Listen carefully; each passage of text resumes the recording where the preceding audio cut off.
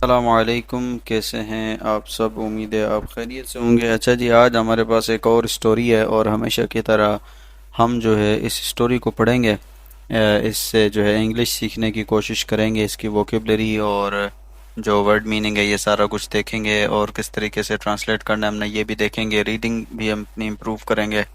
तो आइए शुरू करते हैं। आपको पता है कि स्टोरीज से इंग्लिश सीखना ये थोड़ा अच्छा होता है, फन वे होता है किसी लैंग्वेज को सीखने का, क्योंकि एक तो आप बोर भी नहीं होते, स्टोरी चल रही होती है साथ साथ, एक आपका इंटरेस्ट उसमें हो जाता है और साथ में जो है एट द सेम टाइम आपकी जो लैंग्वेज है वो भी इम्प्रूव हो रही होती है। देखें जी, आगे बढ़ते हैं। हमारे जो स्टोरी का टाइटल है द वुल्फ। वुल्फ कहते हैं जी भेड़िए को, और इन शीप्स क्लोथिंग।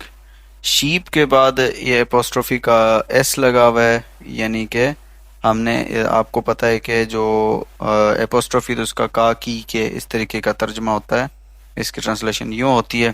तो यानी कि एक भेड़िया, क्लोथिंग कहते हैं कपड़ों को, ठीक है, या बेस अपना क्या कहते हैं, भैंस कह लें कि वो जो है एक भेड़िया भेड़ के कपड़ों में। आपको पता है भेड़ क्या होती है? इसको दुम्बा भी कहते हैं, दुम्बे के कपड़ों में, उसके भेस में।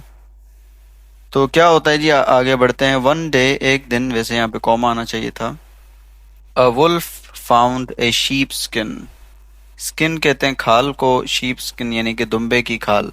के एक भेड़िए को फाउंड यानी मिली, फाउंड फाइंड की सेकंड फॉर्म है, पास्ट फॉर्म, ज़ाहिर पास्ट की बात हो रही है। तो हम जो है second form of the verb use करेंगे, हमारा पास्ट सिंपल टेंस यूज होगा इस स्टोरी में।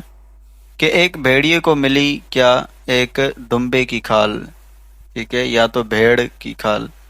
ही कवर्ड हिमसेल्फ, उसने अपने आप को छुपा लिया, कवर कर लिया, या तो ढांप लिया, किससे? विद द शीप स्किन, उस भेड़ की खाल से।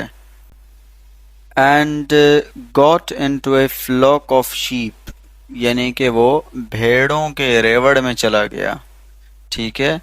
अच्छा, आप सोच रहे होंगे कि जी मैं भेड़ों के रेवड़ में कह रहा हूँ तो शीप तो सिंगुलर है, प्लूरल इसकी मैं क्यों नहीं कह रहा, अपना एस क्यों नहीं लगा रहा?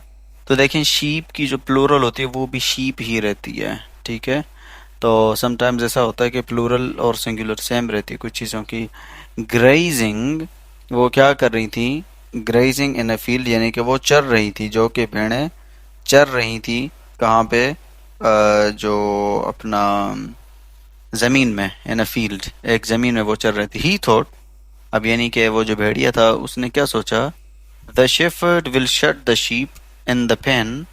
अब पेन आप कहते हैं उसका जो बाड़ा होता है उसको, यानी कि जो शेफर्ड है, जो चरवाहा है, वो क्या करेगा? वो बंद कर देगा, किसको? भेड़ों को। कहाँ पे? इन द पेन, उस बाड़े में। आफ्टर सनसेट, सनसेट कहते हैं मगरिब को, ठीक है, सूरज डूबने को सनसेट कहते हैं। यानी कि सूरज डूबने के बाद, या तो आप इसको कह सकते हैं कि मगरिब के बाद क्या होगा कि जो भेड़िया है वो इन भेड़ों को, इन दुम्बों को जब अपना बाड़े में बंद कर देगा, एट नाइट, रात के वक्त में, आई विल रन अवे, मैं भाग जाऊंगा, विद अ फैट शीप, एक एक मोटे दुम्बे के साथ, एंड ईट इट, और मैं उसको खा लूंगा, यानी कि उसको मैं पकड़ के उसके साथ। अब देखें, run away with a fat sheep, मैं उसके साथ भाग जाऊंगा, यानी कि मैं उसको उठा के भाग जाऊंगा, ठीक है। तो ये उसने सोचा था। वैसे यहाँ पे कोटेशन मार्क आनी चाहिए थी। अच्छा, ये इस किताबों में जो ना बाज़ों को छोटी छोटी मोटी मिस्टेक्स होती हैं, हमने उनको फिलहाल इग्नोर करना है। हमने ज़्यादा जो है तर हमने इसमें वोकेबलरी लर्न करनी है, ज़ाहिर है, और ट्रांसलेशन कैसे करते हैं। तो ये छोटी मोटी कोटेशन की, कॉमा की, इस तरीके की मिस्टेक्स होती हैं, तो इसको हमने इग्नोर करना है फिलहाल। ऑल वेंट वेल, सारा कुछ ठीक गया, ठीक है, यानी कि जो उसने सोचा था वैसा ही होता रहा, वो उनके साथ घूमता फिरता रहा। टिल, यहाँ तक के, the shepherd shut the sheep in the pen and left, यहाँ तक के वो जो चरवाहा था, शेफर्ड चरवाहे को कहते हैं, शट द शीप, उसने जी भेड़ों को बंद कर दिया, इन द पेन, बाड़े में, एंड लेफ्ट, और वो चला गया। लेफ्ट लीव की सेकंड फॉर्म है। अच्छा देखें, शट भी ऐसा वर्ब है जो कि first form, second form, third form same रहती है। यहाँ पे शट फर्स्ट फॉर्म यूज हुई है, यहाँ पे शट जो है सेकंड फॉर्म यूज हुई है, लेकिन ये देखें सिमिलर है, सेम है। कि यहाँ तक के वो जो शेफर्ड है, वो जो चरवाहा है, उसने भेड़ों को बंद कर दिया, किसमें? उसने जी उसमें बाड़े में, और फिर वो चला गया। तो इसका मुकम्मल तर्जमा कैसे करेंगे? हम यूँ बोलेंगे कि उस चरवाहे के भेड़ों को बाड़े में बंद करने तक सारा कुछ ठीक हुआ, और वो जो है फिर शेफर्ड जो है वो रुखसत हो गया। द वुल्फ वेटेड, जो भेड़िया था उसने इंतज़ार किया, पेशेंटली, सब्र के साथ। किस चीज़ का इंतज़ार किया? फॉर द नाइट, रात के लिए, रात का इंतज़ार किया।